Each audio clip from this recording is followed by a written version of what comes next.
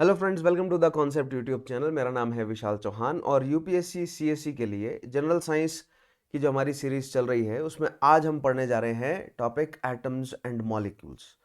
So atoms and molecules का part 1 आज हम शुरू करेंगे, जिसमें हम एटॉमिक मॉडल्स के बारे में समझेंगे और आगे आने वाला जो टॉपिक रहेंगे एटम्स एंड मॉलिक्यूल्स में, उसमें मैं डिफरेंट जो कॉन्सेप्ट्स है एटम्स एंड मॉलिक्यूल्स उनको कवर करवाऊंगा। लेकिन आज के टॉपिक पर बढ़ने से पहले हमेशा की तरह स्टूडेंट्स को बताना चाहूंगा कि पिछले टॉपिक्स आपके लिए कवर करना बहुत ही ज़्यादा इंपॉर्टेंट है। अनअकैडमी के दी कॉन्सेप्ट चैनल पर आप जाएंगे, वहां पर आपको मेरे नाम से प्लेलिस्ट मिल जाएंगी। Ancient, medieval history, modern history और आर्ट एंड कल्चर की सीरीज को ज़रूर फॉलो करें, ठीक है। ये प्री ओरिएंटेड सीरीज है हिस्ट्री के लिए, सो मेक श्योर कि आप इन सभी सेशंस को देखें। इनमें जो सवाल मैंने पूछे उनके जवाब मुझे कमेंट में दें और अपना फीडबैक ज़रूर प्रोवाइड करें। उसके अलावा अब जियोग्राफी जो कि प्री प्लस मेंस है और अब जनरल साइंस के सेशंस भी शुरू हो गए हैं, सो मेक श्योर कि आप इन सभी सेशंस को थॉरली फॉलो करें। आपको दी कॉन्सेप्ट यूट्यूब चैनल पर ये सभी सेशंस के लिए प्लेलिस्ट जो है वो मिल जाएंगी। उसके अलावा अगर आप मेरी प्रोफाइल को फॉलो करते हैं अनअकैडमी पर, राइट, तो आपको सभी स्पेशल क्लासेस के अपडेट जो है वो मिलते रहेंगे। इन स्पेशल क्लासेस में पहले मैंने हिस्ट्री प्रीलिम्स के लिए प्रीवियस ईयर क्वेश्चंस करवाए 20-25 साल के, फिर उसके बाद हमने कुछ मोस्ट इंपॉर्टेंट क्वेश्चंस करे, कुछ मॉडर्न हिस्ट्री के सेशंस भी स्पेशल क्लासेस में करे, और अब मैं हिस्ट्री ऑप्शनल की क्लासेस लेकर आया हूँ स्पेशल क्लासेस में, जिसमें अभी फिलहाल पेपर 1 के सेशंस चल रहे हैं, जल्दी पेपर 2 के सेशंस भी आएंगे। पेपर 2 के सेशंस हिस्ट्री ऑप्शनल के, जिसमें मैं वर्ल्ड हिस्ट्री और मॉडर्न हिस्ट्री कवर करवाऊंगा, they will also serve as GS1 sessions. तो अगर आपका ऑप्शनल कोई भी सब्जेक्ट है, ठीक है, तो हिस्ट्री ऑप्शनल की मेरी सीरीज के पेपर 2 के जो सेशंस हैं वो आपके लिए GS1 के सेशंस की तरह सर्व करेंगे। सो मेक श्योर कि आप एटलीस्ट पेपर 2 के सेशंस के साथ तो जरूर जुड़े अगर आपका हिस्ट्री ऑप्शनल नहीं है तो। और अगर हिस्ट्री ऑप्शनल है आपका, तब तो पेपर 1 की सीरीज आप मेरी कवर करेंगे ही पूरी, राइट। सो मेक श्योर कि आप स्पेशल क्लासेस के साथ जरूर जुड़े। और अगर आप अभी तक स्पेशल क्लासेस के साथ नहीं जुड़े हैं ना, तो आपको नहीं पता कि हमारी स्पेशल क्लासेस कितनी ज़्यादा इंटरेक्टिव है। लाइव आता हूं मैं स्पेशल क्लासेस में, जितने भी MIQ PYQs में करवाता हूं उसमें मैं पोल्स कंडक्ट करवाता हूं ताकि आपकी स्पीड एंड एक्यूरेसी पर काम किया जा सके। हमने हिस्ट्री, आर्ट एंड कल्चर के MIQ PYQ कवर किए, और अब मैं फ्यूचर में ज्योग्राफी, जनरल साइंस, इन सब के अब, और खासतौर पे ज्योग्राफी की सीरीज जो है वो प्री प्लस मेंस है, तो ज्योग्राफी के प्रीवियस ईयर क्वेश्चंस जो है वो प्री और मेंस दोनों के लेकर आऊंगा, ठीक है। उसके अलावा आप अपने डाउट्स देन एंड देयर मुझसे क्लियर करवा सकते हैं। आप कोई भी क्लास मिस नहीं करेंगे, आपको लेक्चर के नोट्स जो है वो मिलते रहेंगे, आप कहीं भी बैठकर जो है वो इन वीडियोस को देख सकते हैं अगर आपके पास इंटरनेट अवेलेबल है तो, राइट। उसके अलावा अनअकैडमी लेकर आया आपके लिए subscription plans plus and iconic, right. Plus plan में आपको मिलते हैं डेली की live classes, highly structured courses, live test और क्विजेज और unlimited access to the content. लेकिन प्लस से ऑलवेज बेटर रहते हैं आइकॉनिक प्लान्स, क्योंकि आइकॉनिक में आपको ज़्यादा फीचर्स मिलते हैं। मैं आपको रेकमेंड करूंगा कि 1 साल या उससे ऊपर के प्लान को सब्सक्राइब करें ताकि आपको ज़्यादा से ज़्यादा फीचर्स मिले। आइकॉनिक में आपको पर्सनल गाइड प्रोवाइड किया जाता है, आप जो भी टेस्ट देंगे उसका एनालिसिस आपको दिया जाएगा, आपको एक्सपर्ट की गाइडलाइंस मिलेंगी, स्टडी मटेरियल, स्टडी प्लानर तो मिलेगा ही। ये आइकॉनिक के एडिशनल फीचर्स हैं, प्लस के फीचर्स तो आपको मिलते ही हैं, राइट। उसके अलावा आप ऑप्शनल के लिए अलग से सब्सक्रिप्शन ले सकते हैं, लेकिन मैं आपको रेकमेंड करूंगा कि आप GS plus optional combo offer को सब्सक्राइब करें, और 10% डिस्काउंट अगर आप चाहते हैं तो डेफिनेटली मेरा कोड यूज करें, that is Chauhan sir history, ताकि आपको मिले डिस्काउंट और मुझे मिले आप लोगों का सपोर्ट। उसके अलावा इंडिया के टॉप एजुकेटर से आपको पढ़ने का मौका मिलता है अगर आप सब्सक्राइब करते हैं इन प्लान्स को, ठीक है। और 2 मंथ की सब्सक्रिप्शन अवेलेबल है प्रीलिम्स के लिए, 15,000 रुपए की वो सब्सक्रिप्शन है, बट आफ्टर 10% डिस्काउंट वो आपको 13,500 की पड़ेगी। So make sure you use my code Chauhan sir history and make sure you enrol today. उसके अलावा 1 subscription to crack it all GS plus optional का जो कॉम्बो ऑफर है, राइट, जिसमें GS प्लस ऑप्शनल और आइकॉनिक GS प्लस ऑप्शनल पर आपको 25% plus 10% discount तो मिल ही रहा था, उसमें एडिशनल 10% डिस्काउंट आपको और मिलेगा, जिसमें आपको GS के कोर्सेज, ऑप्शनल के कोर्सेज, GS की टेस्ट सीरीज, ऑप्शनल की टेस्ट सीरीज और स्टडी मटेरियल भी मिल रहा है 1 साल और उससे ऊपर के प्लान्स पर। सो मेक श्योर आप सब्सक्राइब करें, क्योंकि 28 अगस्त से प्राइसेस बढ़ जाएंगे, और प्राइसेस बढ़ जाएंगे और फिर उसके बाद जो है वो आपको ये महंगे पड़ेंगे पैक्स। ये अभी आपको 1 साल का जो पैक है पूरा आपको वो 49,680 का पड़ रहा है, 2 साल का आपको 71,798 का। And these will be the increased prices, right. 28 अगस्त के बाद 51,750 1 साल का और 74,790 2 साल के लिए प्राइजेस पड़ेंगे। सो मेक श्योर कि आप सब्सक्राइब करें अभी and save some money on these offers, right. उसके अलावा अल्टीमेट टेस्ट सीरीज कॉम्बो मैंने आपको बताया ही, ऑप्शनल प्लस जीएस में भी प्री प्लस मेंस 80 टेस्ट की है, प्री प्लस मेंस और 21 टेस्ट की ऑप्शनल की, जिसकी अदरवाइज वर्थ है 45,000।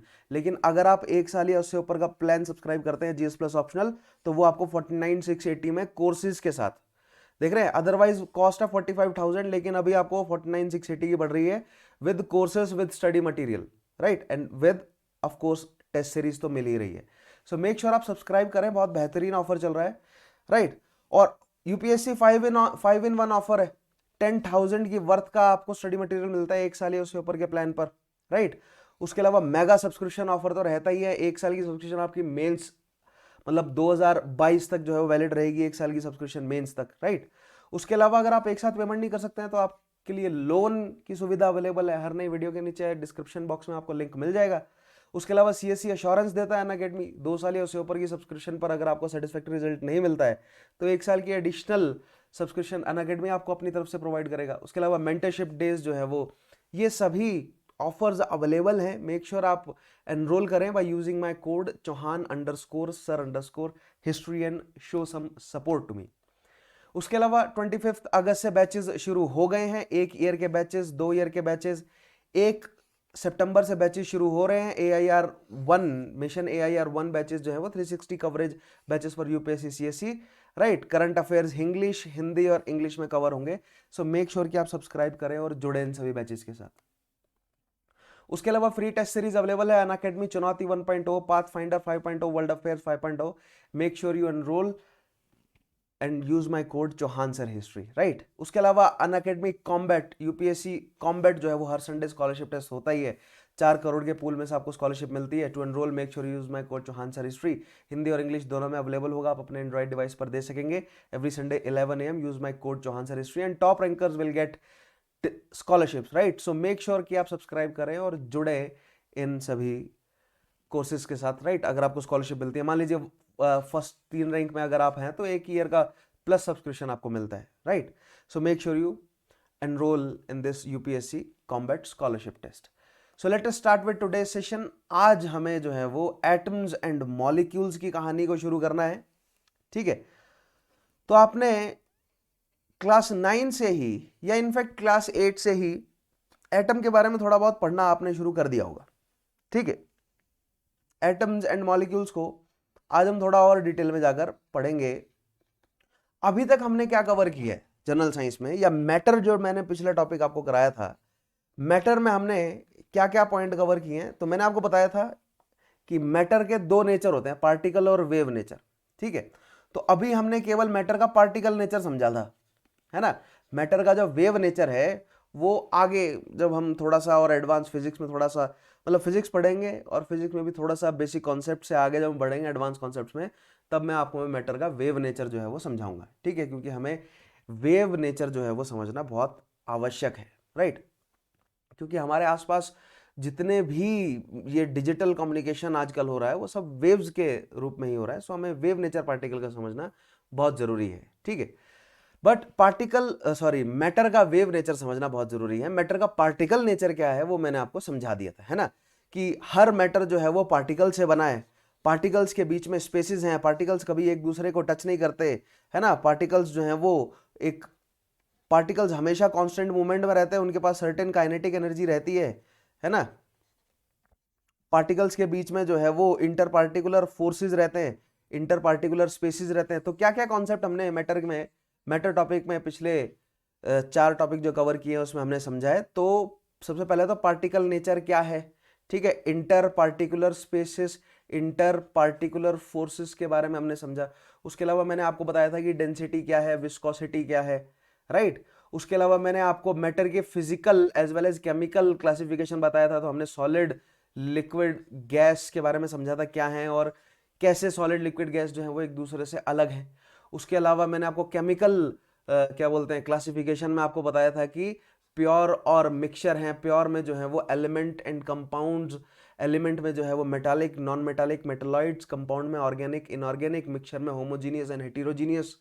Then we studied about how to separate components of a mixture through different procedures like evaporation, filtration, chromatography, distillation, fractional distillation। ये सारे topics हमने कवर किए हैं अभी तक, है ना, मैटर में।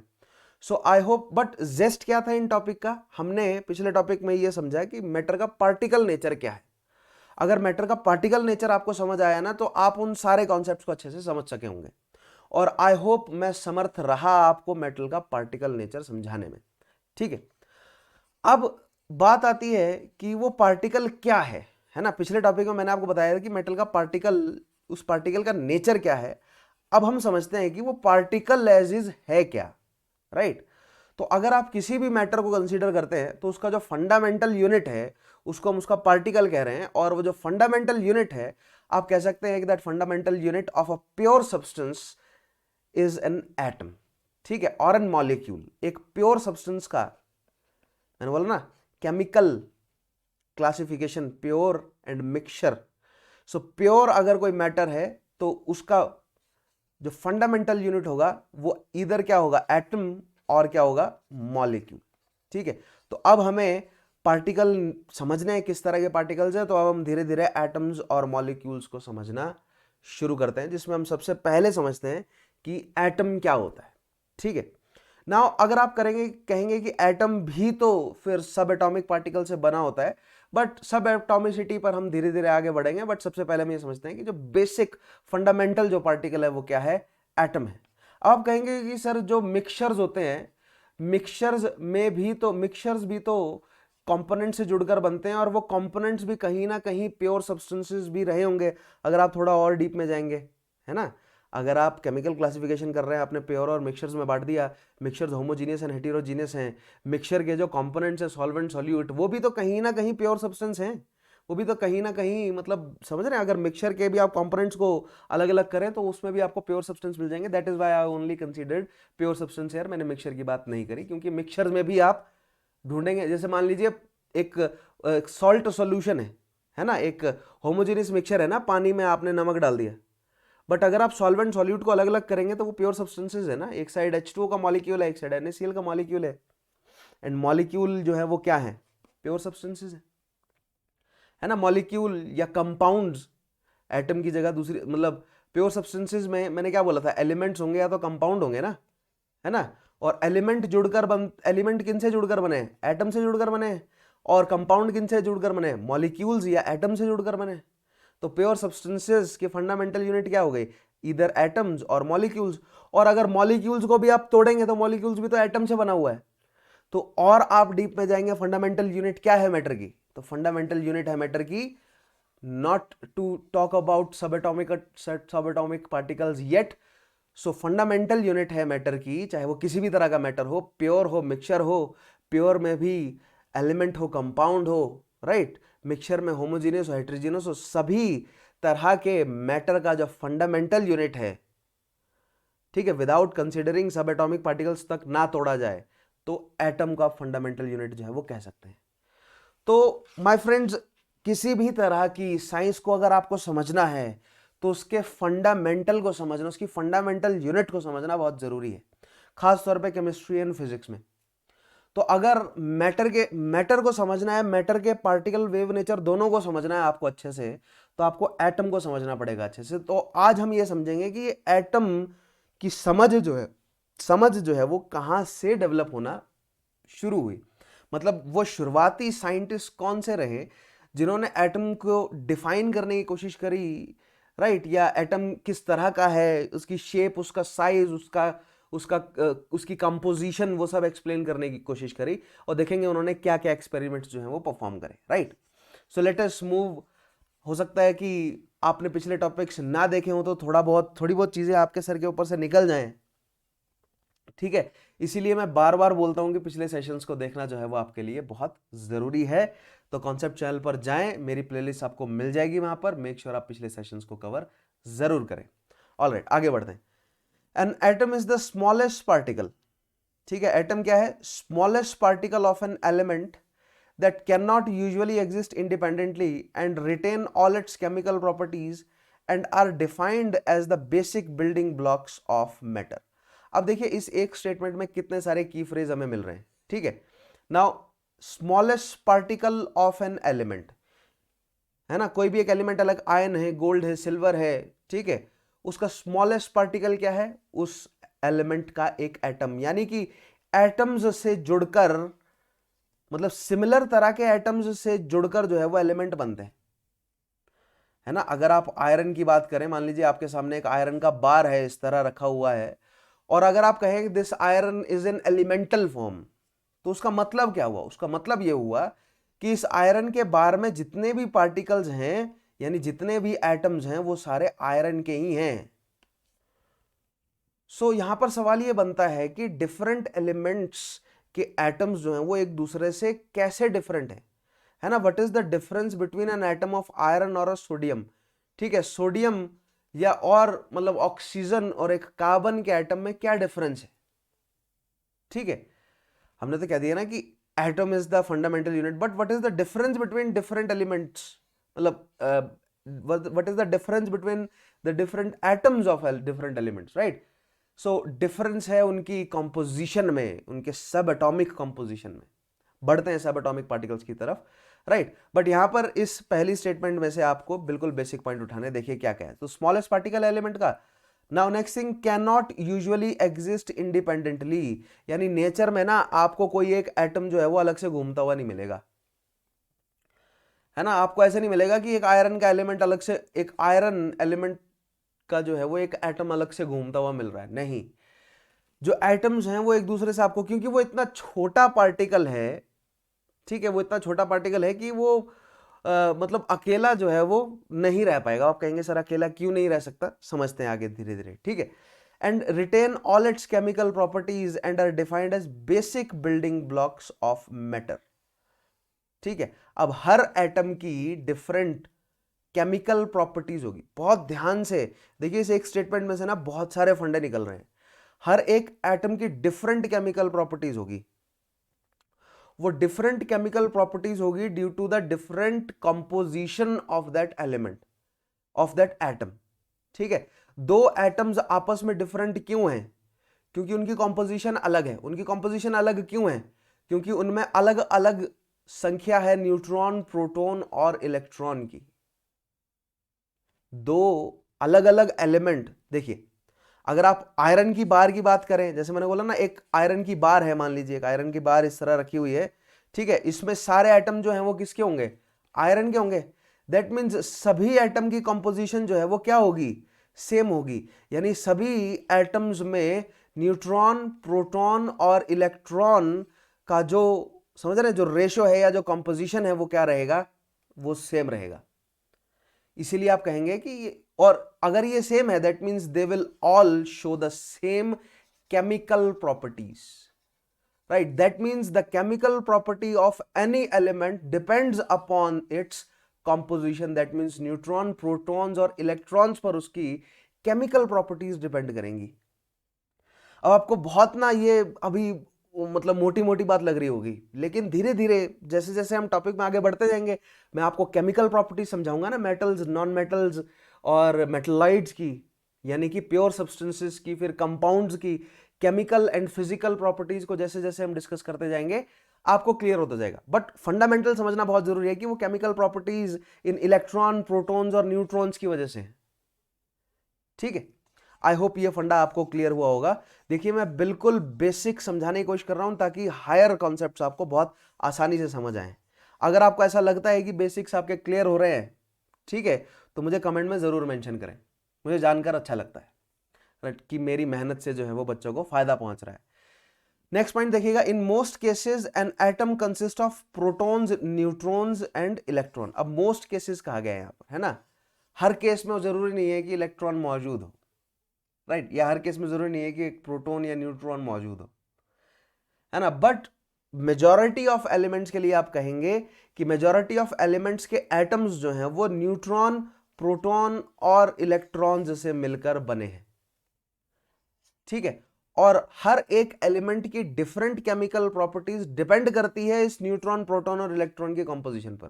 कंपोजिशन कहने का मतलब कि कितने इलेक्ट्रॉन है, कितने न्यूट्रॉन, प्रोटॉन है, वो डिफाइन करते हैं कि उसकी कि पर्टिकुलर एलिमेंट की क्या chemical as well as physical properties रहेंगी।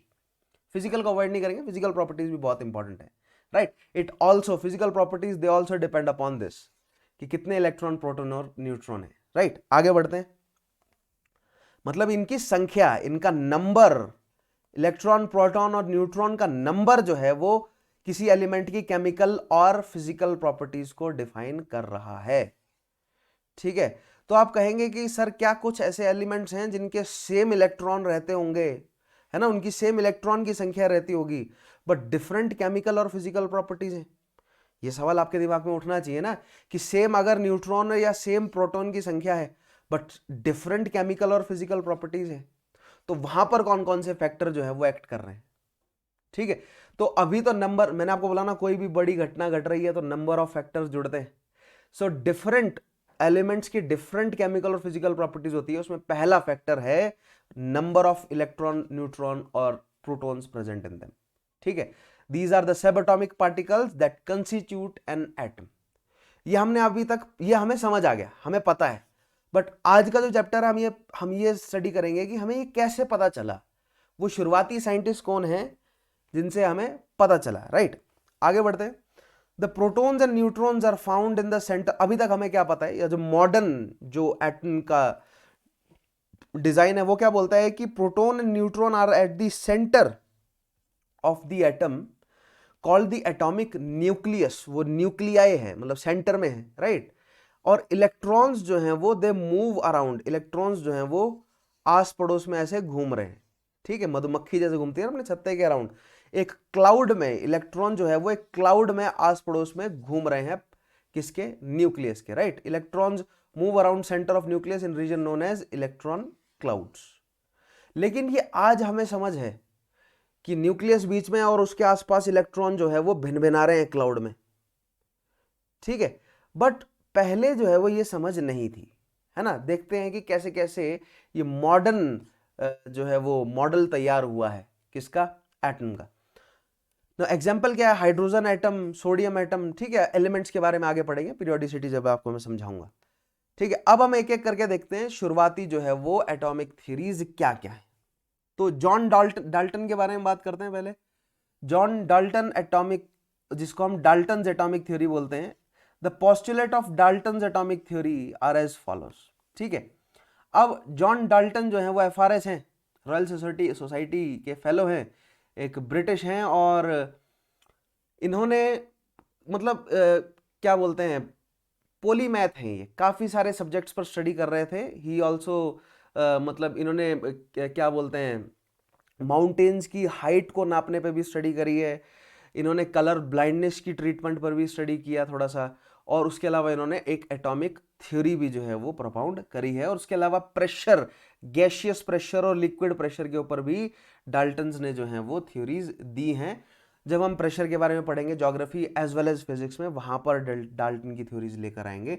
बट जॉन डाल्टन की एटॉमिक थ्योरी के पोस्टुलेट्स जो हैं वो देखते हैं क्या है। पोस्टुलेट्स हैं, देखिएगा, इसने जॉन डाल्टन की एटॉमिक थ्योरी किसी पर्टिकुलर एक एक्सपेरिमेंट से निकल कर आई, ऐसा कहा जाना जो है वो मतलब स्ट्रिक्टली ऐसा नहीं कहा जा सकता, कि अभी भी बहुत जो है वो डिस्प्यूट इस पर है। क्यों? क्योंकि जिस समय जॉन डाल्टन एक्टिव थे, इस समय बहुत सारे साइंटिस्ट जो हैं वो एक्टिव थे। कुछ आयरिश थे, कुछ स्कॉटिश थे, कुछ इंग्लैंड के थे, कुछ ब्रिटिश थे, राइट। तो ये सब जो है वो एक दूसरे पर इल्जाम डालते थे कि तुमने मेरी स्टडी कॉपी कर ली, तुमने मेरी स्टडी कॉपी कर ली, है ना। तो ऐसे ही जॉन डाल्टन पे भी जो है वो एक्यूजेशन था कि इन्होंने किसी और की स्टडी जो है वो कॉपी करके एटॉमिक थ्योरी तैयार करी है। बट जॉन डाल्टन की एटॉमिक थ्योरी जो है वो एटॉमिक वेट्स पर बेस्ड थी थोड़ी सी, और जिनने इल्जाम उन पर लगाया वो एटॉमिक वेट्स वाला जो पॉइंट है वो डाल्टन का काउंटर नहीं कर सके। खैर, इतना डीप में हमें जाकर नहीं समझना है डाल्टन की एटॉमिक थ्योरी का। हमें सिर्फ ये समझना है कि डाल्टन ने शुरुआत में क्या जो है वो अज्यूम किया कि एटम कैसा रहा होगा, ठीक है। देखते हैं। सो डाल्टन की एटॉमिक थ्योरी क्या बोलती है। पहला पोस्टुलेट है, all matter is made of very tiny particles called atoms. तो जो पार्टिकल नेचर है मैटर का, वो पहली बार जो है वो डाल्टन ने क्लियर किया अपने पेपर में। उन्होंने कहा कि मैटर जो है वो टाइनी पार्टिकल से मिलकर बना है और वो एटम। अब यहां पर ना मैं आपको थोड़ा सा, मतलब मैंने आपको रेनेसांस वाला टॉपिक कराया था, आपको याद होगा, उसमें मैंने आपको बताया था कि प्रोटेस्टेंट्स जो है ना, डाल्टन जो है ना प्रोटेस्टेंट फैमिली से आते हैं, ठीक है। तो जो प्रोटेस्टेंट हैं वो कैथोलिक चर्च द्वारा एस्टेब्लिश जो अथॉरिटी है उसको चैलेंज कर रहे थे, और ये प्रोटेस्टेंट से ही फिर धीरे धीरे एज ऑफ एनलाइटमेंट, प्रोटेस्टेंट्स से ही रेनेसांस और फिर एज ऑफ एनलाइटमेंट और नई जितनी भी स्टडीज हैं वो डेवलप हुई हैं। दैट मीन्स जो कैथोलिक चर्च है उसने मतलब जड़ें बनाई हुई थी ना, उसने बताया हुआ था कि मैटर जो है वो, या जो लाइफ है वो गॉड ने क्रिएट करी है, और ये आदमी और औरत को गॉड ने धरती पर उतारा है ना, समझ रहे हैं। तो जो कैथोलिक चर्च है उसने अपनी पूरी फिजिक्स केमिस्ट्री जो है वो बनाई हुई थी। तो उस पूरी कैथोलिक चर्च के द्वारा जो, मतलब कहने का मतलब जो ऑर्थोडॉक्स बिलीफ्स थे कि लाइफ कैसे डेवलप हुई है धरती पर, उसको चैलेंज करती हुई शुरुआती थ्योरीज थी ये, ठीक है। तो मैटर को लेकर जो कैथोलिक चर्च है उनकी थ्योरीज जो है वो कुछ और थी। यहां पर डाल्टन ने पहली बार मैटर को लेकर थ्योरी लेकर आए कि मैटर जो है वो टाइनी पार्टिकल से मिलकर बना हुआ है, जिनको आप एटम्स कह सकते हैं, ठीक है। And atoms are invisible particles. कैसे हैं एटम्स? इनविजिबल हैं, which can not be created और destroyed in a chemical reaction. अब पहले तो उन्होंने ये डिफाइन किया कि मैटर किससे बना है, पार्टिकल से। कैथोलिक चर्च को उन्होंने चैलेंज कर दिया, ठीक है। नेक्स्ट चीज उन्होंने कहा कि अब ये एटम जो है वो, हमें ये इतना छोटा है कि हमें ये दिखता नहीं है ना। लोगों ने क्वेश्चन पूछा होगा ना कि अगर एटम है तो कहाँ है, दिखाओ। उन्होंने कहा कि ये इतना छोटा है कि हमें ये दिखता नहीं है, ठीक है। और ये इतना छोटा है कि हम, हमारे पास, इंसानों के पास क्षमता नहीं है कि हम एटम को क्रिएट कर सकें या डिस्ट्रॉय कर सकें। तो यहां पर कंजर्वेशन ऑफ मैटर का जो कॉन्सेप्ट है उसकी आपको शुरुआत होती हुई नजर आएगी। वो 20th सेंचुरी में कंजर्वेशन ऑफ मैटर वाला जो कॉन्सेप्ट है वो ज्यादा बड़े लेवल पर प्रैक्टिकली इस्तेमाल होगा। फिर हम देखेंगे कंजर्वेशन ऑफ मैटर भी जो है वो कॉन्ट्राडिक्ट हो जाती है थ्योरी है। बट बेसिकली डाल्टन यही कहना चाहते हैं कि matter can neither be created nor be destroyed. और मैटर का जो फंडामेंटल यूनिट है उन्होंने क्या कहा, एटम है, राइट। एटम है किस तरह का उन्होंने अभी तक डिफाइन नहीं किया, और किसी केमिकल रिएक्शन से आप उसे क्रिएट नहीं कर सकते, किसी फिजिकल प्रोसीजर से आप उसे तोड़ नहीं सकते, वो इतना छोटा है, हमारे पकड़ में ही नहीं आएगा वो। Atoms of a given element are identical in mass and chemical properties. Next चीज उन्होंने क्या डिफाइन करी कि डिफरेंट एलिमेंट्स अब अलग अलग कैसे हैं। इफ मैटर है ना, इफ मैटर की फंडामेंटल यूनिट जो है वो एटम है, और मैटर अगर प्योर में भी क्या बोलते हैं, एलिमेंट्स में भी मेटलॉइड और नॉन मेटल्स हैं, ठीक है।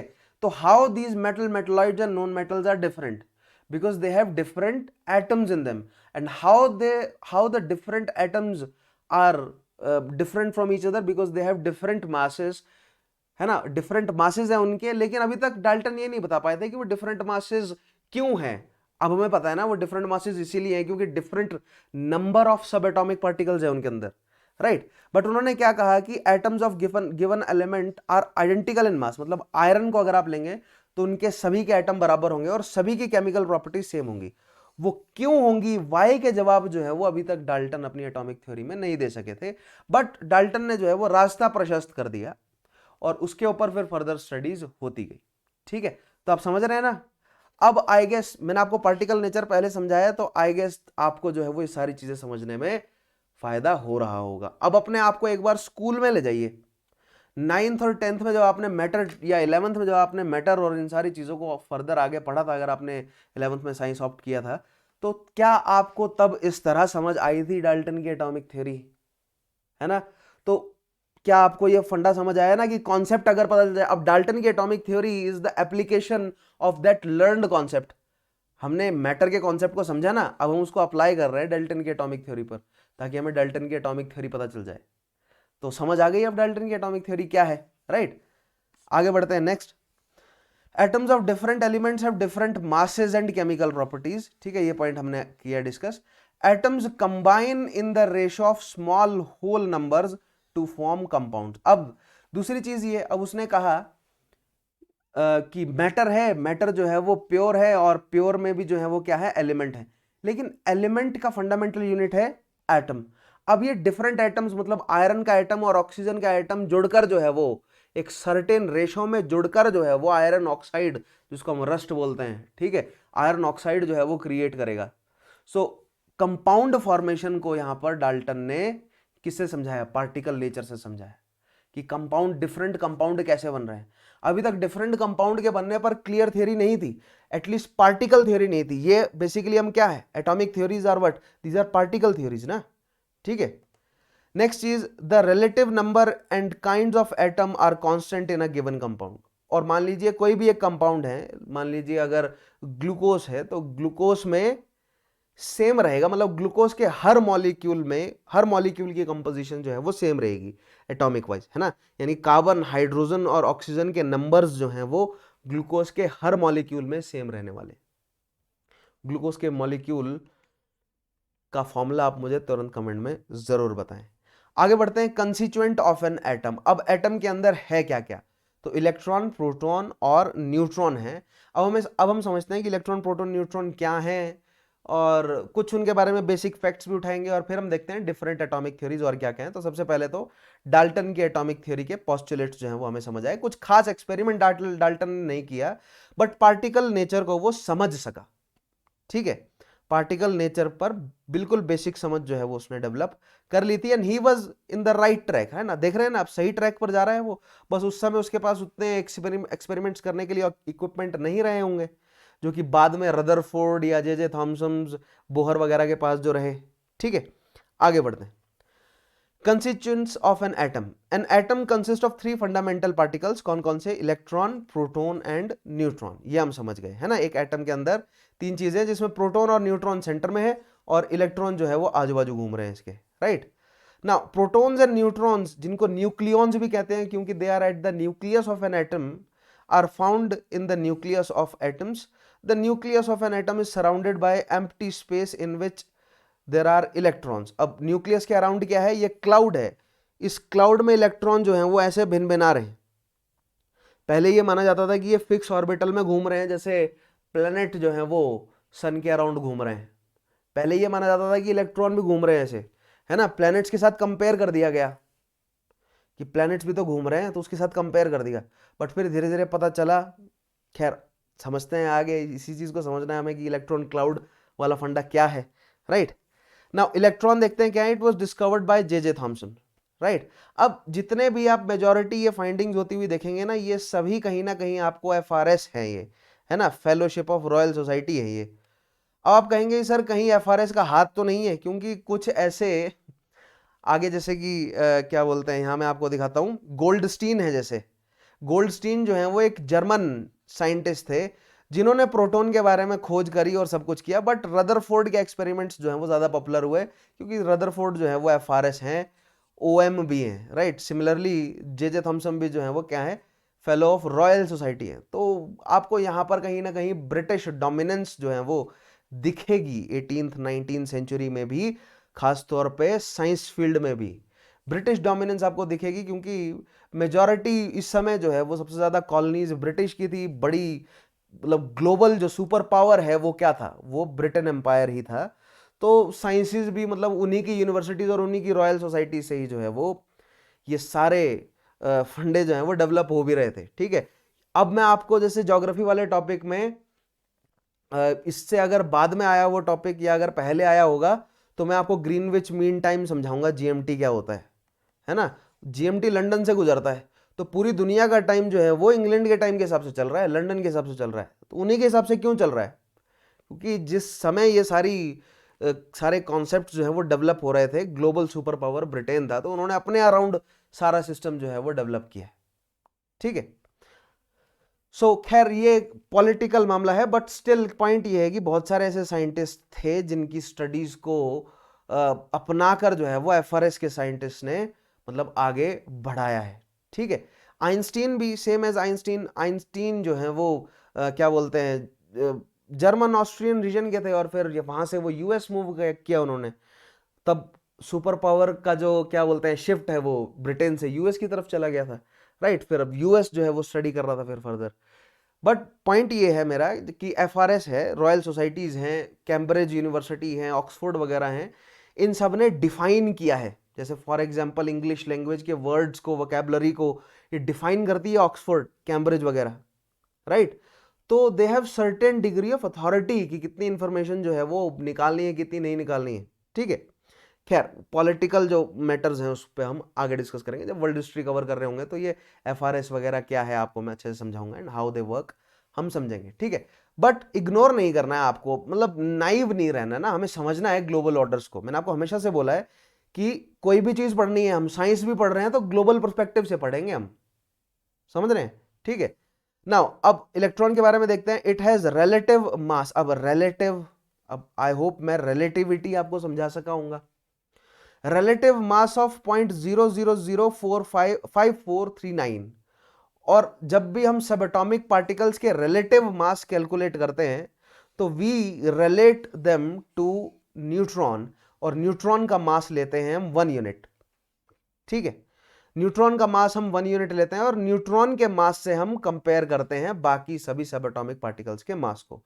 तो न्यूट्रॉन के मास से अगर आप इलेक्ट्रॉन के मास को रिलेट करेंगे तो आप पाएंगे कि इलेक्ट्रॉन का मास न्यूट्रॉन के मास से, मतलब अगर न्यूट्रॉन का मास 1 यूनिट है ना, तो इलेक्ट्रॉन का मास जो है वो 0.005439 यूनिट है। अब यहां पर कुछ ऐसे प्यारे मेरे स्टूडेंट्स होंगे जो ये यूनिट वाला फंडा नहीं समझे होंगे, ठीक है। अब जैसे मास है, मास के लिए यूनिट्स है हमारे पास, ग्राम है, ठीक है। तो अगर मान लीजिए न्यूट्रॉन का वजन जो है वो 1 ग्राम है, तो इलेक्ट्रॉन का वजन जो है वो 0.004539 ग्राम हुआ, ठीक है। बट यहां पर यूनिट हमने ग्राम्स में ना लेकर हमने सिंपली जो है वो यही स्टैंडर्ड, मतलब न्यूट्रॉन के वेट को ही स्टैंडर्ड यूनिट माना हुआ है। अब यहां पर मेरे फ्रेंड्स एक बहुत इंपॉर्टेंट कॉन्सेप्ट देखिए, हम ये क्लास जो है वो एक रिकॉर्डेड सेशन है, तो मैं अपने एंड से ही ज्यादा से ज्यादा डाउट्स जो हैं वो निकाल कर बोल देता हूं, ठीक है। अपने जो मेरे पुराने स्टूडेंट्स होंगे वो ये पैटर्न समझ ही गए होंगे कि मतलब डाउट्स की गुंजाइश जो है वो मैं ज्यादा नहीं रखता, क्योंकि मैं खुद ही बहुत सारे डाउट्स जो है वो आपको बताता रहता हूं, है ना। सवालों के फॉर्म में मैं खुद ही पॉइंट्स के बीच में सवाल निकाल निकाल कर उनके जवाब देता रहता हूं, ताकि बच्चों के मन में जो क्यूरोसिटी आ रही, क्योंकि मैं भी बचपन से गुजरा हूं, राइट। मैं भी स्कूल एज से, कॉलेज एज से गुजरे हैं हम, तो हमारे मन में भी मुझे पता है कि एक स्टूडेंट का माइंडसेट क्या होता है और क्या होता है और कहाँ पर किस तरह का डाउट जो है वो आता है, ठीक है ना। अब यहां पर मैंने बोला कि एक यूनिट मास हमने न्यूट्रॉन का लिया, राइट।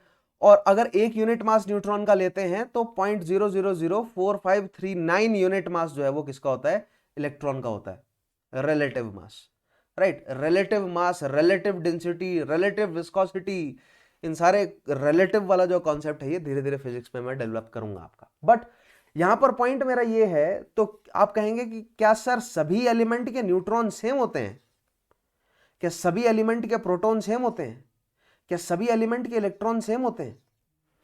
तो जियोमॉर्फोलॉजी में जब ऑरिजिन ऑफ यूनिवर्स आपको मैं करा रहा हूंगा तो वहां पर इस सवाल का मैं आपको जवाब दूंगा कि बिल्कुल जी हां, इन सब एटॉमिकल पार्टिकल्स से भी और छोटे पार्टिकल्स रहे होंगे, उनके बारे में आगे हम जिक्र करेंगे।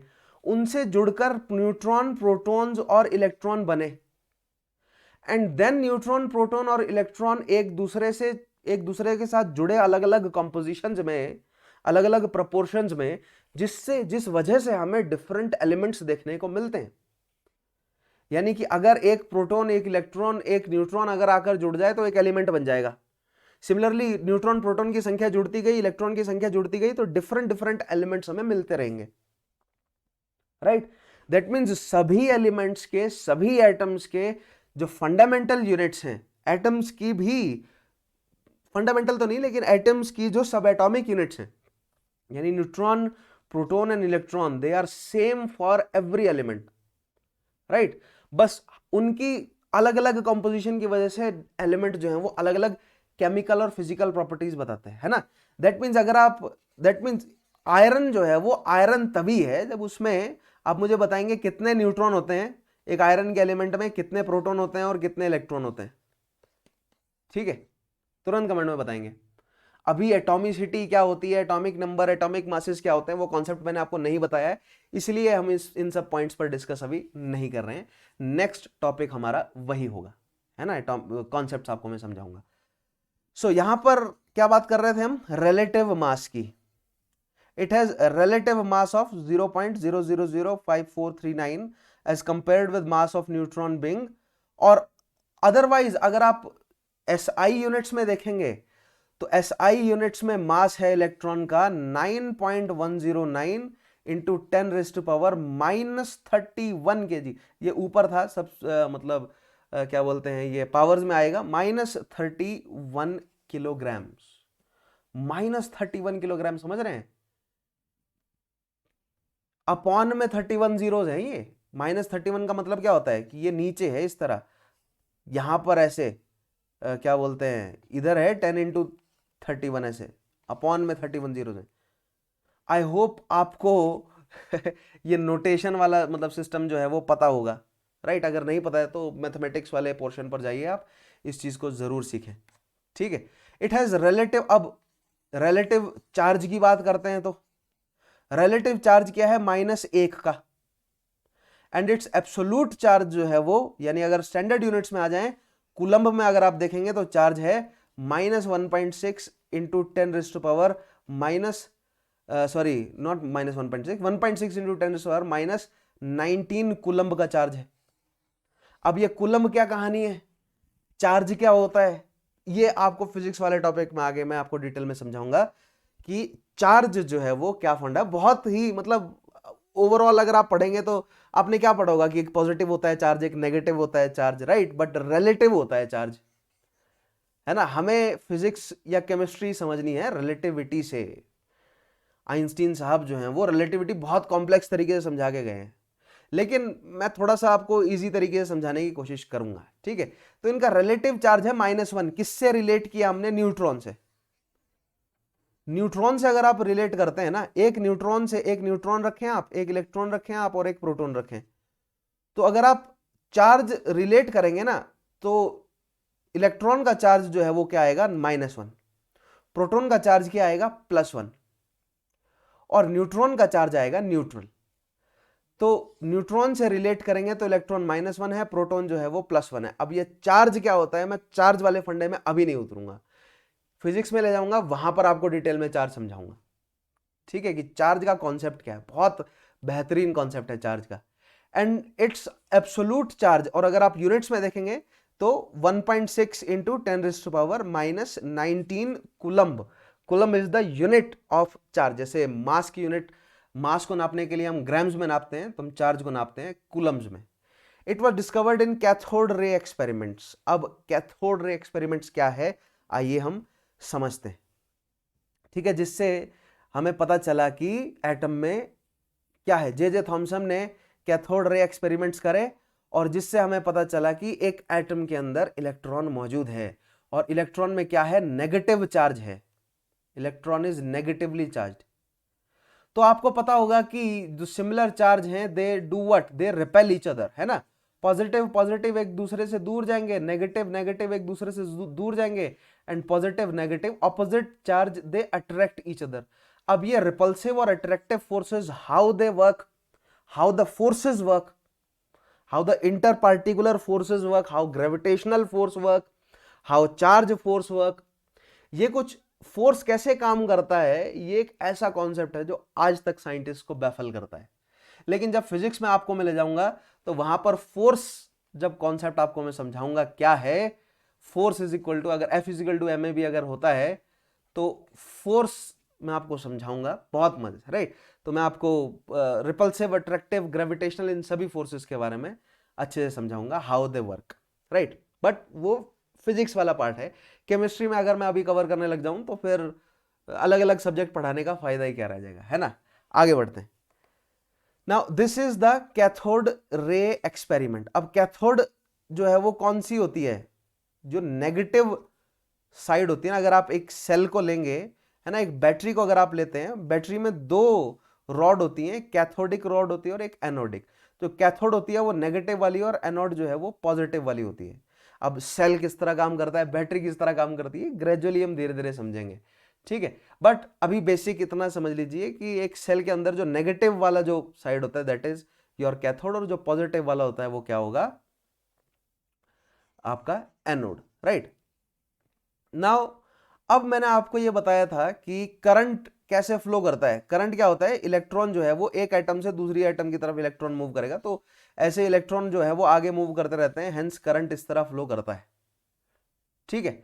तो अगर आप एक कैथोड लें, है ना, नेगेटिव चार्ज की एक कैथोड लें, और आप लें एक एनोड इधर, राइट, और अगर आप वोल्टेज जो है वो इंक्रीज करेंगे तो होगा क्या ओवर द पीरियड, यहां पर जो इलेक्ट्रॉन है वो इधर से इधर मूव करने की कोशिश करेगा एनोड की तरफ, ताकि सर्किट जो है वो पूरा हो। लेकिन अगर आप एनोड में एक स्लिट क्रिएट कर देंगे ना बीच में, मतलब गैप क्रिएट कर देंगे, तो वहां से वो इलेक्ट्रॉन जो है वो पास होना शुरू हो जाएंगे, ठीक है। यानी कि जो कैथोड रेज हैं वो पास होनी शुरू हो जाएंगी, ठीक है। और जब कैथोड रेज पास होंगी और अगर आप बीच में एक इलेक्ट्रिकल फील्ड तैयार करते हैं पॉजिटिव नेगेटिव वाला, राइट, तो कैथोड रेज जो है वो जैसे ही इस इलेक्ट्रिकल फील्ड से गुजरेंगी ना तो डिफ्लेक्ट होंगी, मतलब सीधी भी जाएंगी जाएंगी कुछ, और कुछ जो है वो डिफ्लेक्ट होंगी। और अगर आप इधर एक फॉस्फोरेंट कोटिंग लगाएं, एक ऐसी कोटिंग जिस पर इलेक्ट्रॉन आकर टकराए, तो वो लाइट पैदा करे, यानी जिससे पता चले कि इलेक्ट्रॉन आकर टकराया है, राइट।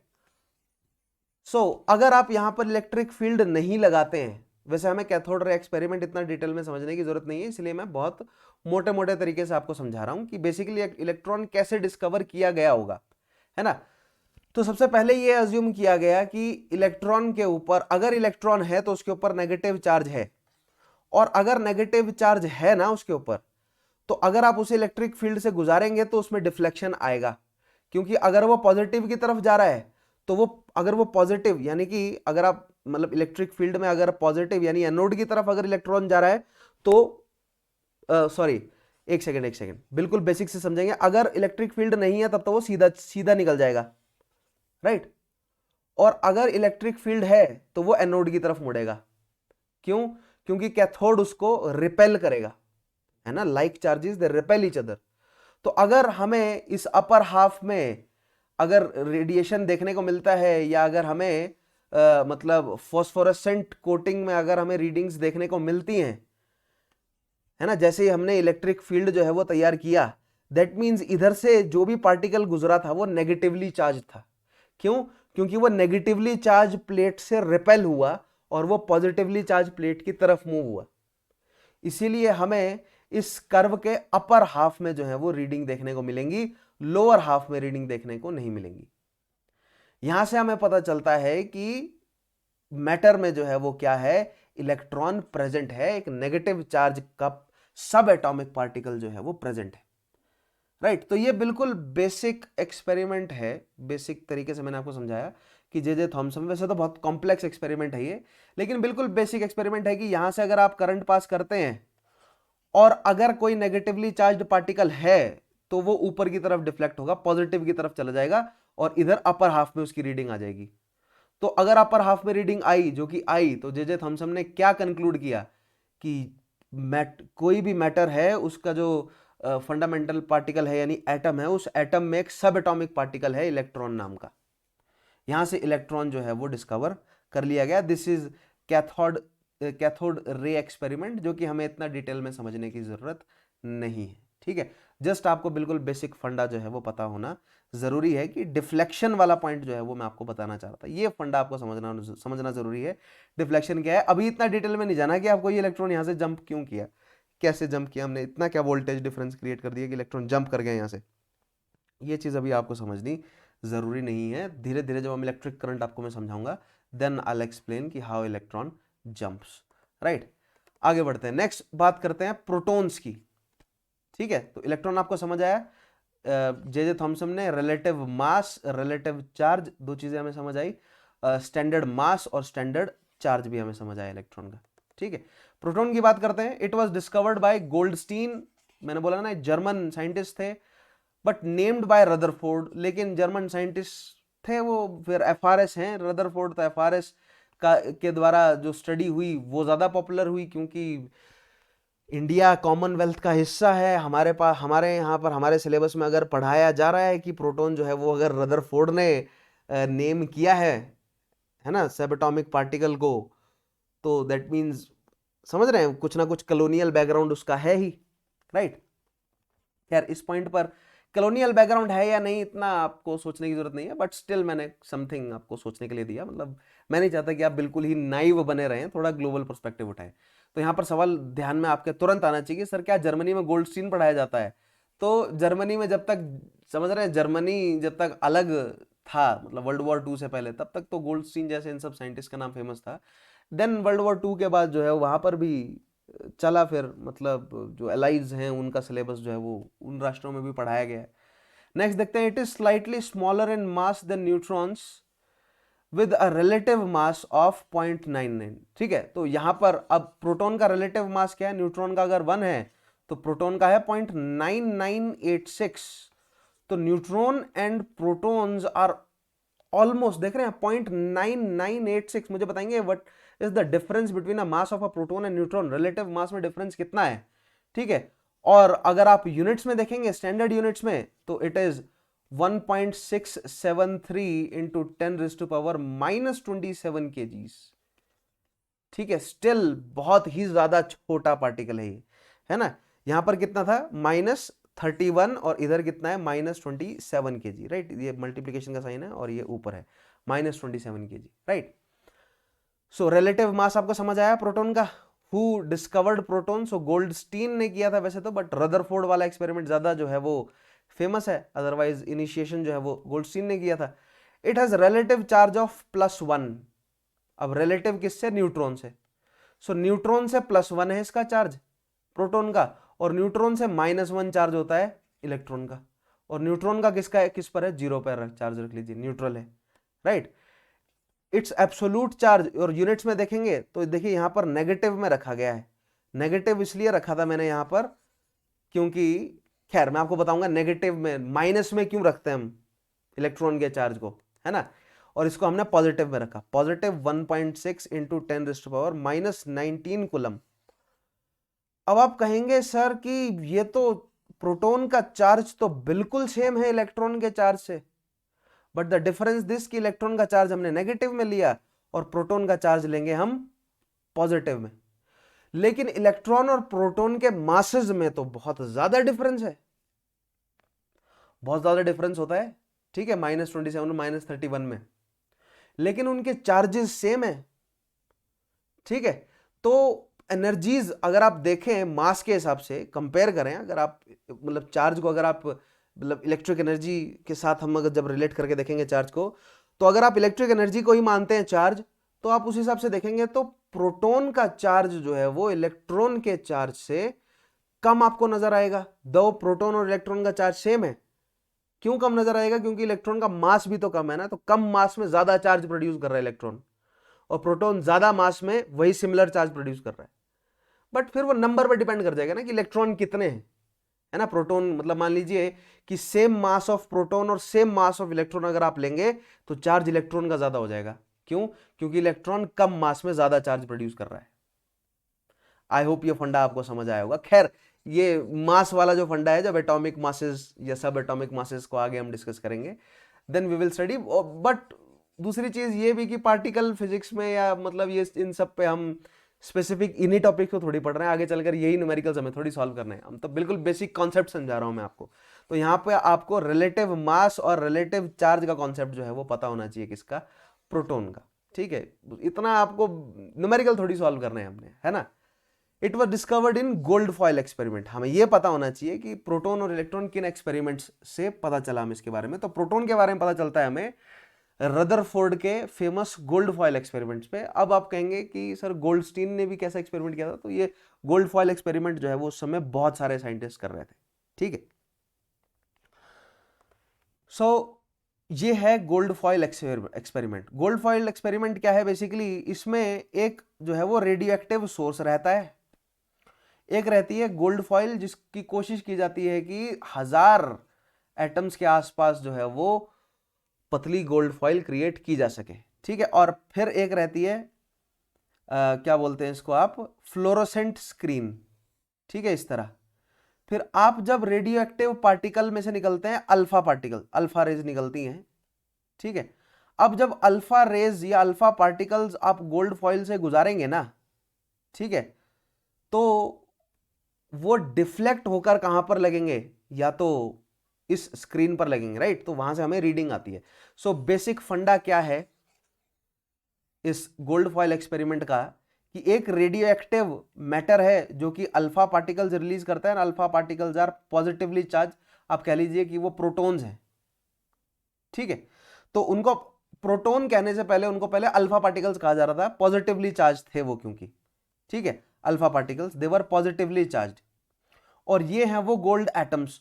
तो एटम का क्या होगा, न्यूक्लियस होगा, और न्यूक्लियस के अराउंड क्या होगा, क्लाउड होगा। अभी तक हमें पता नहीं था कि आस पड़ोस में क्लाउड है, ठीक है। अभी तक वो यही मान रहे थे कि एटम है, और एटम के अंदर जो है वो सब एटॉमिक पार्टिकल्स है, जिसमें से इलेक्ट्रॉन के बारे में पता चल गया था।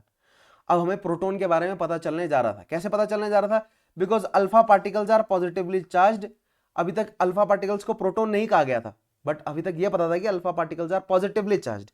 पॉजिटिवली चार्ज कैसे पता था अल्फा पार्टिकल, क्योंकि अल्फा पार्टिकल्स को हमने एनोड रे अल्फा पार्टिकल्स को हमने, अगर आप कैथोड रे एक्सपेरिमेंट से गुजारेंगे तो आप पाएंगे कि अल्फा पार्टिकल्स जो है वो नीचे की तरफ, इस साइड जो है वो आपको बनाते हुए नजर आएंगे, क्या मतलब रीडिंग देते हुए नजर आएंगे। दैट मीन वो पॉजिटिव से दूर भागेंगे। तो वहां से हमें पता चला कि अल्फा पार्टिकल्स का चार्ज क्या है, पॉजिटिव है। अगर आप यहां पर एक रेडियो एक्टिव मैटर को रख देंगे ना, ठीक है, और फिर इधर से गुजारेंगे इलेक्ट्रिक फील्ड से, तो आप पाएंगे कि इस फ्लोरोसेंट कोटिंग के नीचे वाले हिस्से में है ना, यानी अपोजिट टू द पॉजिटिव या एनोड जो प्लेट रहेगी, इसके ऑपोजिट साइड जो है वो रीडिंग देंगे। दैट मीन्स अल्फा पार्टिकल्स जो है वो पॉजिटिवली चार्ज होते हैं। यहां से हमें पता चल गया कि रेडियो एक्टिव जो मैटर है वो क्या रिलीज करता है, अल्फा पार्टिकल रेडिएशन जो है वो रिलीज करेगा, राइट।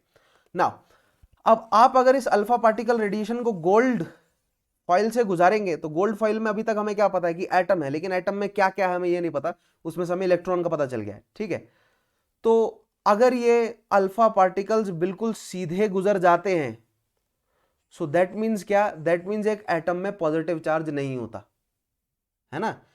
अगर ये टिन फॉइल है, इससे अल्फा पार्टिकल अगर बिल्कुल सीधा गुजर जाता है, बिल्कुल सीधा यहां पर टकरा जाता है, अनडिफ्लेक्टेड बीम अगर जाती है, सो दैट मीन्स इधर पॉजिटिव चार्ज नहीं था, क्योंकि हमें पता है अल्फा पार्टिकल पॉजिटिव चार्ज है। और अगर यहां पर इस गोल्ड फॉइल में पॉजिटिव चार्ज नहीं होगा तो वो क्यों डिफ्लेक्ट करेगा, ठीक है। आप कहेंगे सर नेगेटिव चार्ज तो है तो डिफ्लेक्ट करना चाहिए, लेकिन प्रोटॉन का मास इलेक्ट्रॉन से ज्यादा है, अल्फा पार्टिकल की स्पीड इतनी ज्यादा है कि डिफ्लेक्शन, इलेक्ट्रॉन्स के द्वारा क्रिएटेड जो डिफ्लेक्शन होगा वो नेग्लिजिबल होगा। तो अगर थोड़ा बहुत डिफ्लेक्शन है भी तो हम कंसीडर करेंगे कि वो इलेक्ट्रॉन की वजह से है, दो that will be negligible, right. But जब ये क्या बोलते हैं रदरफोर्ड ने ये गोल्ड फॉइल एक्सपेरिमेंट किया, उसने ये पाया कि जैसे ही वो पॉजिटिवली चार्ज अल्फा पार्टिकल्स को बॉम्बार्ड करता है, किस पर, गोल्ड फॉइल पर, हर डायरेक्शन में, फ्लोरोसेंट स्क्रीन के हर डायरेक्शन में रीडिंग आनी शुरू हो जाती है। दैट मीन्स ये कि एटम के बीचों बीच पॉजिटिवली चार्ज है। पॉजिटिवली चार्ज जो है वो कुछ मतलब सॉरी, अभी बीचों बीच का नहीं पता चला, अभी ये पता चला कि एटम के अंदर जो है वो पॉजिटिवली चार्ज सब एटॉमिक जो है वो कुछ ना कुछ पार्टिकल मौजूद है, जिस वजह से अल्फा पार्टिकल डिफ्लेक्ट हुआ, because alpha particle is also positively charge. और पॉजिटिव चार्ज जो है वो एक दूसरे को डिफ्लेक्ट करता है। क्यों करता है फिजिक्स में समझाऊंगा, अभी इतना मान लीजिए कि करता है, ठीक है। बट जब उसने एक रीडिंग ये पाई कि हर 12,000 में से एक पार्टिकल टकराकर वापस आ जा रहा है, ठीक है, बिल्कुल टकराकर सीधा वापस आ जा रहा है, दैट मीन्स बिल्कुल सीधाई में, बिल्कुल बीचों बीच जो है वो पॉजिटिव पार्टिकल मौजूद है। यहां से कंक्लूड किया गया कि एक एटम के अंदर बीच में पॉजिटिव पार्टिकल मौजूद हो सकता है, ठीक है। और डिफ्लेक्शन से यह कंफर्म हो गया कि पॉजिटिव पार्टिकल है, और बिल्कुल बाउंसिंग राइट बैक, बिल्कुल राइट बैक बाउंस हो गया, इससे पता चला कि बिल्कुल बीच में भी हो सकता है, ठीक है। So this was Rutherford gold foil experiment, जिससे हमें पता चला कि that matter also constitute a positively charged particle that came to be known as proton. Matter के अंदर एक पॉजिटिवली चार्ज पार्टिकल भी है जिसको हमने प्रोटॉन कहा है, and it is present somewhere inside the atom. और अभी तक यह गेस किया जा रहा था, और मतलब श्योरिटी नहीं थी कि बिल्कुल बीच में ही है, बट ऑलमोस्ट जो है वो ये अज्यूम कर लिया गया था कि बिल्कुल बीच में, क्योंकि राइट बाउंस जो है वो वापस हो गए थे कुछ पार्टिकल्स, 12,000 में से एक पार्टिकल, राइट। सो यहां से हमें पता चलता है किसके बारे में, प्रोटॉन्स के बारे में। ठीक है, आगे बढ़ते हैं, नेक्स्ट न्यूट्रॉन के बारे में बात करते हैं। तो neutron was discovered by James Chadwick. James Chadwick again आप कहेंगे क्या है, एफआरएस है James Chadwick, fellow of royal society ही है, ठीक है। It has a relative mass of 1। अब न्यूट्रॉन, रिलेटिव न्यूट्रॉन से ही कंपेयर कर रहे हैं तो न्यूट्रॉन का मास है 1, है ना। और इसका फिजिकल मास अगर आप देखेंगे तो it is 1.6749 10⁻⁻27। So it is right around या राइट अबाउट जो है वो प्रोटॉन के बराबर ही होता है न्यूट्रॉन का मास, ठीक है। Neutron are charged particles, uncharge particles. अब न्यूट्रॉन का रिलेटिव चार्ज क्या होगा, हमने न्यूट्रॉन से ही तो कंपेयर कर रहे हैं हम, तो ये अनचार्ज पार्टिकल है। Found with in atomic, all atomic nuclei except for hydrogen. Hydrogen में न्यूट्रॉन जो है वो प्रेजेंट नहीं होता है, आगे डिस्कस करेंगे हम हाइड्रोजन का फॉर्मेशन, जो आपको मैं समझाऊंगा कैसे हुआ, right. A neutron was discovered from radioactivity phenomena. So जितने भी रेडियो एक्टिव मटीरियल हैं उनके पार्टिकल्स, उनसे जो रेडिएशन निकल रहा था ना, उनके पार्टिकल्स को जब हमने स्टडी किया तो वहां से हमें अल्फा पार्टिकल निकलते हुए भी मिले, और वहां से हमें एक अनचार्ज्ड पार्टिकल, क्योंकि जब हमने उसे कैथोड रे से गुजारा ना उस पार्टिकल को, तो वो सीधा जाकर सामने टकरा गया, तो हमें पता चला कि वो अनचार्ज्ड है। तो उस अनचार्ज पार्टिकल को हमने क्या कहा, न्यूट्रॉन। कहां से वर्ड निकल रहा है, न्यूट्रल वर्ड से निकल रहा है, neutral because it does not have any charge, इसलिए हम इसे न्यूट्रॉन कह रहे हैं, ठीक है। The arrangement of protons and electrons inside an atom was explaining using various atomic models.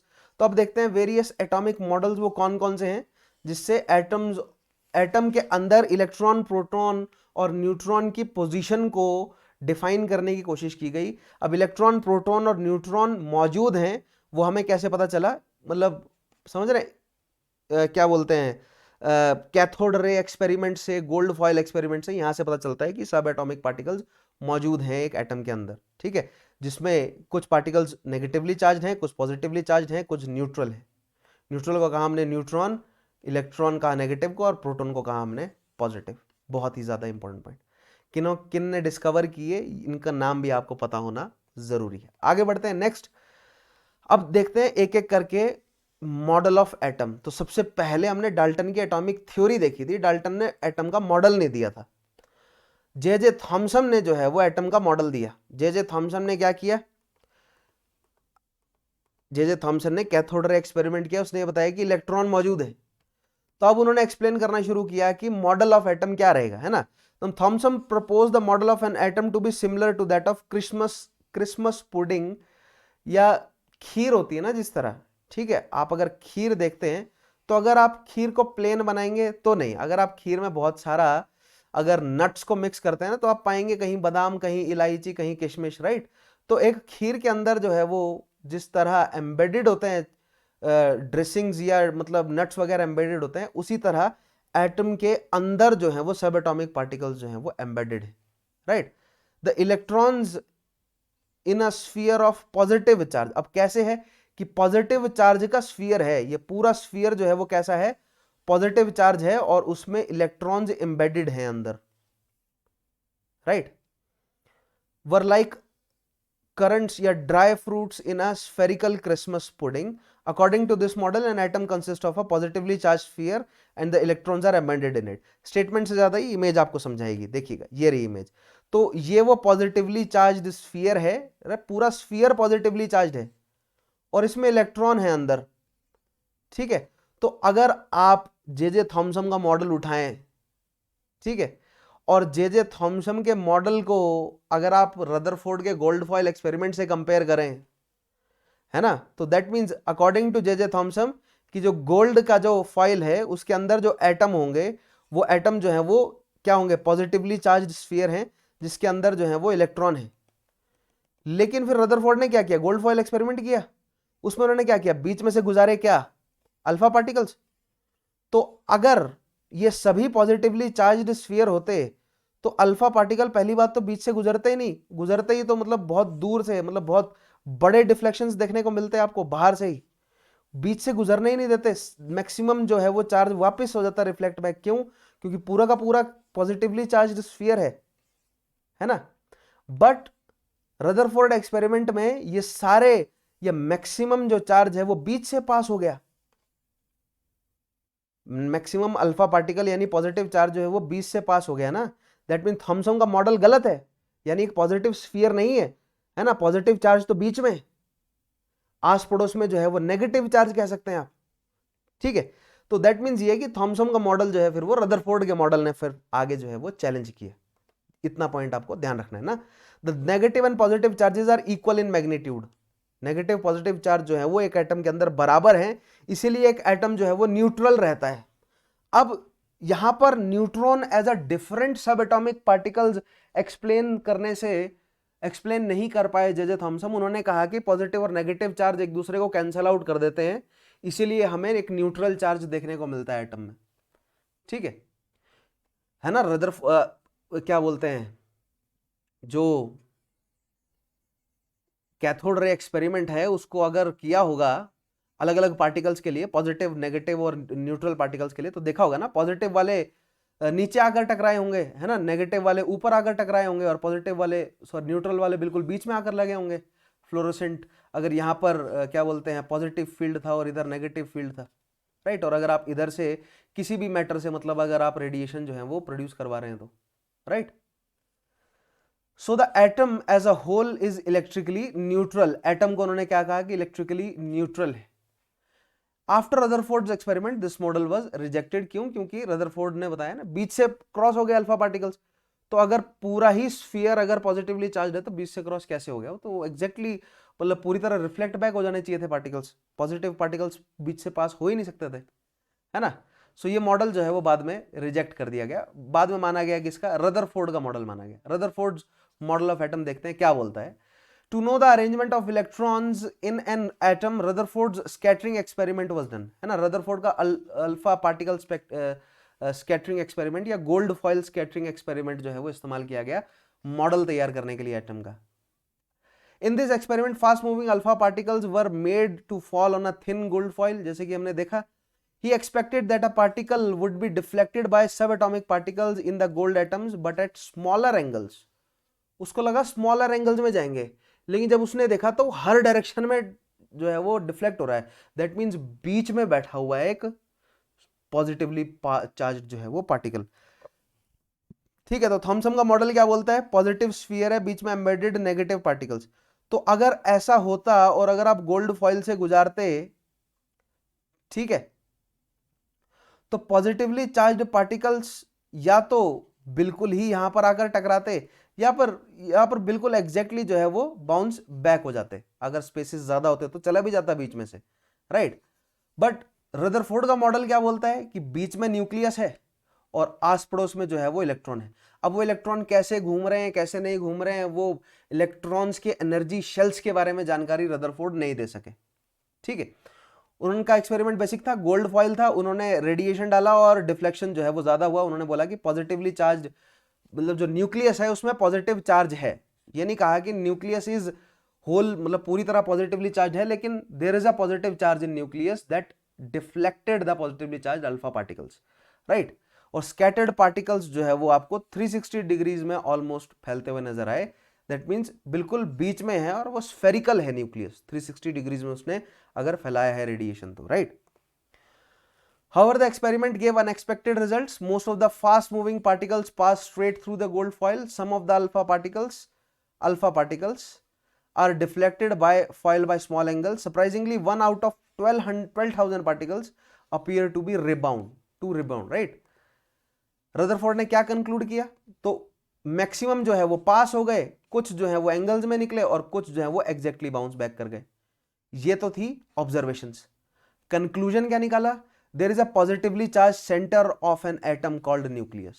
ठीक है, एटम में क्या है? पॉजिटिवली चार्ज सेंटर है, या इस तरह कहा जाए कि सेंटर में पॉजिटिव चार्ज मौजूद है।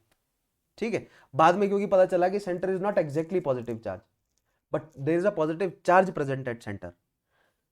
ये दोनों स्टेटमेंट्स में डिफरेंस है, डेवलप करेंगे डिफरेंस क्या है ये, right. Nearly all mass of an atom resides in the nucleus, ठीक है। तो इलेक्ट्रॉन जो है वो नेग्लिजिबल मासेस के हैं, न्यूक्लियस में सारा मास है।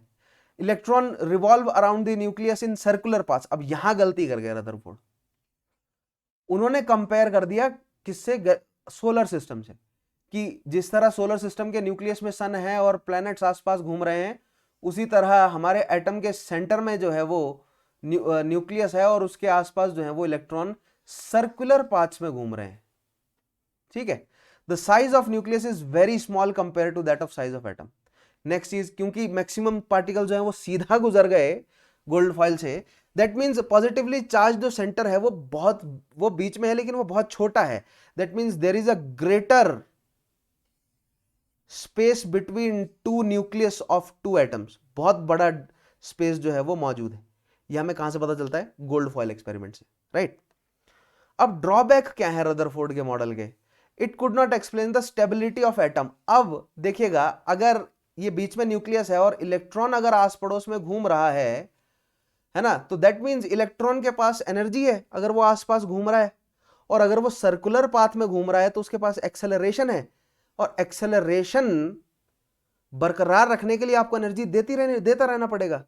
और अगर एनर्जी जो है वो नहीं मिल रही है इसको, तो दैट मीन्स धीरे धीरे एक्सेलरेशन घटेगा, और एक टाइम ऐसा आएगा कि इलेक्ट्रॉन जो है वो घूमता घूमता घूमता न्यूक्लियस में टकरा जाएगा, और इस तरह से पूरा प्राणी जगत जो है वो तो कोलैप्स कर जाना चाहिए, है ना, सारे एटम्स को कोलैप्स कर जाना चाहिए, लेकिन ऐसा हुआ नहीं, ठीक है। दैट मीन्स एटम स्टेबल है। एटम स्टेबल है इसका मतलब ये है कि एटम सर्कुलर पाथ में नहीं घूम रहा, क्योंकि अगर एटम सर्कुलर पाथ में घूम रहा है तो उसको सर्टेन एक्सेलरेशन चाहिए, एक्सेलरेशन के लिए उसको कांस्टेंट एनर्जी देते रहना चाहिए। अगर उसको कांस्टेंट एनर्जी नहीं मिल रही है तो धीरे धीरे अपना एक्सेलरेशन खोएगा, और सर्कुलर पाथ में घूम रहा है तो वो न्यूक्लियस पे आकर टकरा जाएगा, ठीक है। दैट मीन्स जो इलेक्ट्रॉन की एनर्जी है ना, उसका फंडा कुछ और था। तो स्टेबिलिटी ऑफ एटम वाला कॉन्सेप्ट जो है वो नहीं बता पाए रदरफोर्ड कि एटम्स स्टेबल क्यों है, ठीक है। इलेक्ट्रॉन्स के पास वो एनर्जी कैसे मिल रही है कि वो लगातार घूमे जा रहे हैं एटम्स के आसपास, राइट। और अगर वो सर्कुलर पाथ में घूम रहे हैं तो वो एनर्जी छोड़ेंगे, रिलीज करेंगे अपनी, बिल्कुल। According to this model, electron moves in a circular orbit and hence would undergo acceleration. During acceleration charge particles would radiate energy. Simple सी बात है। अब देखिए यहां पर ना एक्सेलरेशन का कॉन्सेप्ट आपने नहीं समझा। फिजिक्स में आपको मैं मोशन जो टॉपिक पढ़ाऊंगा उसमें आपको एक्सेलरेशन का कॉन्सेप्ट समझाऊंगा, वहां से आप इस टॉपिक को जोड़ेंगे। That is your intradisciplinary approach, science को फिजिक्स और केमिस्ट्री को जोड़कर। साइंस तभी समझ आएगी आपको पूरी जब आप फिजिक्स और केमिस्ट्री को आपस में जोड़कर पढ़ेंगे, है ना। केमिस्ट्री तभी पूरी तरह समझ आएगी जब फिजिक्स अच्छे से समझेंगे उसमें। तो एक्सेलरेशन का कॉन्सेप्ट जो आपको मैं करवाऊंगा, तो यहां पर आपको ये कॉन्सेप्ट फिर अच्छे से समझ आ जाएगा। अभी केवल आप इतना जानिए कि सर्कुलर मोशन में अगर आप किसी ऑब्जेक्ट को लगातार घुमाते रहना चाहते हैं तो उसको एक्सेलरेट करते रहना पड़ेगा आपको। दैट मीन्स एनर्जी देती रहनी पड़ेगी। और अगर एटम्स को बाहर से एनर्जी नहीं मिल रही है, दैट मीन्स उसके इलेक्ट्रॉन जब एनर्जी रिलीज करेंगे अकॉर्डिंग टू रदरफोर्ड मॉडल, और अगर वो रिलीज करेंगे तो एक समय आएगा कि वो आकर टकरा जाएंगे न्यूक्लियस से और धरती पूरी दुनिया खत्म हो जाएगी ऐसे तो। बट ऐसा नहीं हुआ। That means electrons energy release नहीं कर रहे हैं। दैट मीन्स एटम जो है वो स्टेबल है। तो स्टेबिलिटी जो है वो रदरफोर्ड एक्सप्लेन नहीं कर सके क्यों है stable. Thus the revolving electron would lose energy and finally fall into the nucleus. If this were so, the atom should be highly unstable, but atom is highly stable. It could not explain discontinuity of atomic spectra. ठीक है, तो ये atomic spectra discontinuous क्यों है? Atomic spectra अलग अलग atoms जो हैं वो अलग अलग प्रॉपर्टीज क्यों शो करते हैं अगर सब में इलेक्ट्रॉन प्रोटॉन्स मौजूद हैं तो? ठीक है, तो ये कुछ सवाल थे जिनका जवाब रदरफोर्ड नहीं दे सके, लेकिन रदरफोर्ड सही डायरेक्शन में थे कि न्यूक्लियस है बीच में, पॉजिटिवली चार्ज पार्टिकल है और इलेक्ट्रॉन आसपास घूम रहे हैं, बट वो ये नहीं एक्सप्लेन कर सके क्योंकि इलेक्ट्रॉन जो है वो कैसे घूम रहे हैं। उन्होंने सर्कुलर पाथ बोल दिया, क्यों? उन्होंने देख लिया सोलर सिस्टम में सर्कुलर पाथ में घूम रहे हैं, यहां पर भी वैसा ही कुछ होगा, बट ऐसा नहीं था। रदरफोर्ड के मॉडल को चैलेंज किया बोहर के मॉडल ने, Bohr's model of atom. To overcome the limitations of Rutherford's model, Bohr put forward his model with the following postulates. अब देखते हैं बोहर का मॉडल क्या बोलता है। बोहर के मॉडल को ही फिर हम मॉडर्न, थोड़ा और चेंजेस हुआ है बोहर के मॉडल में जिससे हमें मॉडर्न एटम जो है वो देखने को मिलता है या मॉडर्न एटॉमिक थ्योरी देखने को मिलती है। ठीक है, अब बोहर क्या बोलते हैं, बोहर मानते हैं कि पॉजिटिवली चार्ज पार्टिकल बीच में है, लेकिन जो इलेक्ट्रॉन आपस में आसपास जो घूम रहा है ना, only certain special orbits known as discrete orbits of electrons are allowed inside the atom. उन्होंने कहा कि एक एटम के आसपास जो इलेक्ट्रॉन है ना, वो जिस ऑर्बिट में घूम रहे हैं ना, वो डिस्क्रीट है, वो हर इलेक्ट्रॉन के लिए फिक्स्ड है। ऐसा नहीं है कि एक इलेक्ट्रॉन अभी अंदर वाले ऑर्बिट में घूम रहा था फिर अभी बाहर वाले ऑर्बिट में चला जाएगा, ऐसा नहीं है। जिस तरह प्लैनेट्स के ऑर्बिट फिक्स्ड हैं, उसी तरह इलेक्ट्रॉन्स के ऑर्बिट्स भी फिक्स्ड हैं। While revolving in discrete orbits, the electron do not radiate energy, और इलेक्ट्रॉन जो है वो एनर्जी लूज नहीं करते, इसीलिए एटम स्टेबल है। सो बोहर ने रदरफोर्ड के पॉइंट को या रदरफोर्ड के एटॉमिक थ्योरी को डेवलप करते हुए क्या बोला, रदरफोर्ड क्या नहीं एक्सप्लेन कर सके थे, एटॉमिक स्टेबिलिटी को एक्सप्लेन नहीं कर सके थे। बोहर के एटॉमिक मॉडल ने एक्सप्लेन किया कि एटम स्टेबल क्यों है। उन्होंने कहा कि हर इलेक्ट्रॉन जो है वो एक डिस्क्रीट ऑर्बिट में घूम रहा है, ठीक है। और उन्होंने बेसिकली वैलेंस शेल्स की बात करनी यहां पर शुरू कर दी। अगले टॉपिक में आपको मैं वैलेंस शेल्स जो है वो डिटेल में समझाऊंगा, लेकिन अभी मैं आपको बता देता हूं कि बोहर ने क्या क्या पॉइंट इंट्रोड्यूस किए, ठीक है। नाउ दीज ऑर्बिट्स और shells are called energy levels. ये डिफरेंट एनर्जी लेवल्स है, बीच में न्यूक्लियस है, ये इलेक्ट्रॉन इस एनर्जी लेवल पर घूमेगा, ये इलेक्ट्रॉन इस एनर्जी लेवल पर घूमेगा, ये इलेक्ट्रॉन इस एनर्जी लेवल पर घूमेगा, है ना। अब इलेक्ट्रॉन को इस एनर्जी लेवल से इधर जंप करने के लिए एनर्जी गेन करनी पड़ेगी या रिलीज करनी पड़ेगी, ठीक है। आगे आने वाले टॉपिक्स में आपको समझाता हूं कि क्या इलेक्ट्रॉन्स शेल्स जंप करते हैं या नहीं, समझेंगे इन फंडों को। These orbits or shells are represented by letters K, L, M, N or the numbers 1, 2, 3, 4, right? So this is shell K, L, M और सबसे आखिरी वाला जो है वो क्या होगा, this is shell N, या इनको N1 मतलब एनर्जी शेल्स के around N1, N2, N3, N4 भी कहा जाता है, right? The absorption of or emission of energy can occur only by transmission of electrons from lower to higher energy level or vice versa. तो energy absorb करेगा तो lower से higher की तरफ मूव करेगा या हायर से लोअर की तरफ, ठीक है। एब्जॉर्प्शन और emission of energy can occur only by transmission of electrons from lower to higher. So energy absorb करी, सो लोअर से हायर की तरफ मूव किया, और एनर्जी एब्जॉर्ब करी, लोअर से हायर की तरफ मूव किया, या वाइस वर्सा, लोअर से हायर और हायर से लोअर। खैर इसको आगे समझाऊंगा मैं आपको, थोड़ा सा कंफ्यूजिंग है कि ये इलेक्ट्रॉन जो है वो शेल्स जंप कैसे कर रहे हैं और ये इलेक्ट्रॉन एनर्जी गेन और रिलीज कैसे करेंगे। We will discuss this in next topic, but यहां पर केवल इतना पॉइंट हमें समझना है कि बोहर ने मतलब शेल्स बांट दिए KLMN या 1 2 3 4, right. Hence in an energy level electron neither radiate nor lose energy and the atoms remain stable, right. So energy ना ही रेडिएट करता है और ना ही जो है वो गेन करता है, एक इक्विलिब्रियम बना रहता है एनर्जी का, एनर्जी शेल्स में, इसीलिए स्टेबल बना रहता है एटम, राइट। सो खैर ये दो जो पॉइंट है ये अभी आपको क्लियर नहीं हुए होंगे और इसको मैं अभी यहां पर ज्यादा एक्सप्लेन करूंगा भी नहीं। We will discuss this in next topic. इस तरह जो है वो ये न्यूक्लियस है, देख रहे हैं, और ये डिफरेंट इलेक्ट्रॉन है, K शेल में, L में, M में और बाहर वाला कौन सा होगा, N, राइट। सो यहां पर इस टॉपिक को खत्म करते हैं। नेक्स्ट टॉपिक में आपको समझाऊंगा मैं ये वैलेंस शेल्स जो है वो क्या है, वैलेंसी क्या है, क्योंकि अभी हमें सबसे पहले एटॉमिक मासेस, एटॉमिक नंबर, ये सारी चीजें समझेंगे, तब जाके हमें ये वैलेंस शेल्स और ये सारी चीजें जो है वो समझ आएंगी, ठीक है। आई होप आज का बेसिक कॉन्सेप्ट जो है वो आपको समझ आया होगा। 10% डिस्काउंट अगर आपको चाहिए तो डेफिनेटली आप मेरा कोड यूज करेंगे, that is Chauhan sir history. इन वीडियोस को लाइक कीजिए, शेयर कीजिए, चैनल सब्सक्राइब नहीं किया तो सब्सक्राइब जरूर कीजिए, राइट। मिलता हूं आपसे अगले सेशन में, तब तक के लिए अपना ध्यान रखिए, take care, have a nice day.